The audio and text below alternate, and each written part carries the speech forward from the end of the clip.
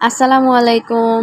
আশা করি ভালো আছেন। আমি ভালো আছি আলহামদুলিল্লাহ। আমার এই ভিডিওটি দেখতে আসার জন্য আপনাকে অসংখ্য অসংখ্য ধন্যবাদ। আজকে আমি রান্না করব হচ্ছে বাটা মাছের ভুনা।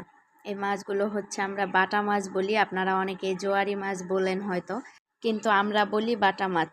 তো এই মাছটা খেতে যে আমার কত পরিমাণ ভালো লাগে আপনাকে বলে বোঝাইতে পারবো না। তাও যদি হয় সাইজে ছোটোগুলা, আর ছোটোগুলা কুরমুরা মাছ বলি আমরা।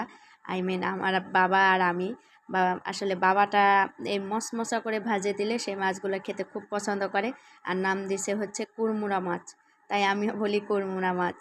এগুলো মাছগুলো আমি ছোট ছোটোগুলো বেছে এনেছি, কারণ বাবা যেহেতু ছোটোগুলো পছন্দ করে তাই আমি ছোটোগুলোই কিনে আনছি। তো আজকে আমি বানাবো হচ্ছে শুধু পেঁয়াজ দিয়ে ভুনা। ভুনা তো না, আমরা ভাজি বলি অবশ্য, আপনারা কি বলেন জানি না। আশা করি ভিডিওটি দেখবেন, যদি ভালো লাগে তাহলে পাশে থাকবেন। তা প্রথমত আমি মাছগুলো মশমশা করে ভেজে নিতেছি। আর সাধারণত এই মাছগুলো ঝোল খাইতে ভালো লাগে না, যদিও অনেকে ঝোল করে খায়, আলু দিয়ে ঝোল বানায়, কিন্তু আমাদের খেতে ভালো লাগে না। আমরা ফ্যামিলিতে সবাই মনে করেন যে এভাবে ভাজা খাইতে পছন্দ করি।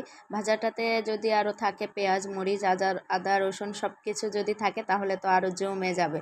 গরম ভাতের সাথে খেতে কিন্তু খুব খুব খুব ভালো লাগে। ছোট বাচ্চারাও খেতে পারবে, যেমন আমার বাবা খায়। এক ফোঁটাও কিন্তু কাটা লাগে না, কারণ কাটাগুলো একদম মচমচা করে ভেজে নেওয়া হয়। আমি কিন্তু এখানে ইন্ডাকশনের পাওয়ার 1000-এ দিয়ে ভাজছি, যাতে ভিতরে কাটাগুলো সহ একদম ভাজা হয় মচমচা করে। তো সব মাছগুলো ভেজে নিয়ে আমি উঠাই রাখলাম একটা বাটিতে। এবার আমি দিয়ে দিলাম পেঁয়াজ। এবার পেঁয়াজগুলো হালকা করে ভেজে নেব। পেঁয়াজের সাথে অল্প পরিমাণ লবণ দিয়ে দেওয়া উচিত, তাহলে পেঁয়াজগুলো তাড়াতাড়ি ভাজা হয়ে যায়। পেঁয়াজগুলো বেশি মচমচাও করব না, তাহলে কিন্তু পরে জ্বলে যাবে আর খেতে অনেক তিতা লাগবে, একদম ভালো লাগবে না। হালকা করে ভেজে নিয়ে আমি দিয়ে দিলাম 2 থেকে 3টা কাঁচামরিচ ফালি করে নিছি। আর কাঁচা মরিচগুলো আমি সব তরকারিতে একটু দেরিতে দিতে ভালোবাসি, কারণ আমার কাঁচামরিচটা যদি অর্ধসিদ্ধ হয় তাহলে খেতে খুব ভালো লাগে ভাতের সাথে। এ পর্যায়ে একে একে দিয়ে দিচ্ছি হলুদের গুঁড়া, মরিচের গুঁড়া আর হচ্ছে ধনিয়ার গুঁড়া। এখানে কিন্তু আমি 1 চামচেরও কম পরিমাণ করে দিছি, কারণ যেহেতু অল্প মাছ সেহেতু হালকা করেই দিছি।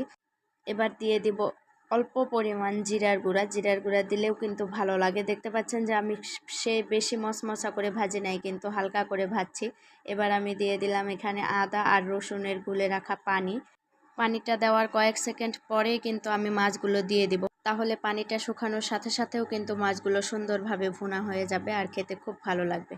এখন আমার রান্নাটা পুরোপুরি শেষ। দেখতে পাচ্ছেন যে কতটা মাখো মাখো হয়েছে, খেতে কিন্তু খুব ভালো লাগে। আপনাকে অসংখ্য ধন্যবাদ আমার এই ভিডিওটি দেখার জন্য। যদি ভিডিওটা ভালো লাগে তাহলে অবশ্যই লাইক দিয়ে পাশে থাকবেন। ধন্যবাদ।